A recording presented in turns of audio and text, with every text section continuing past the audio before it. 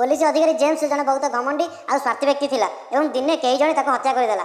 Detective Mehul घटनास्थल को जाई जांच कला एवं जेम्स पाखरु सुरागटी पाइला। सुरागटी हैला U+1 D+1 C+1 एवं सुरागटी रहस्यमय थिला। मेहुल सुरागटी को बुझिया पई असमर्थ थिला। मेहुल तीन जन सहयोगी को पाइला एवं ताको पचराउचरा कला। क्लीनर बेद मु वाशरूम सफा करूଥିଲି एवं इन्स्पेक्टर जेम्स सब बेले मते गाली करंती किंतु मु किछि करिनी। कैदी डन जेम्स बहुत घमंडी थिला एवं से समस्त को दुर्व्यवहार करूला। से समस्त को जेल रे पुरे देउतला किंतु मु जेम्स को मारिनी। इन्स्पेक्टर रोन मु बाहर को गली किंतु हत्या विषय कौन सुराग पाइलिनी। मेहुल सुराग को देखिकी आउ थे सहयोगी मान ऊपर नजर पकेला एवं तुरंत हत्याकारी को गिरफ्त कला।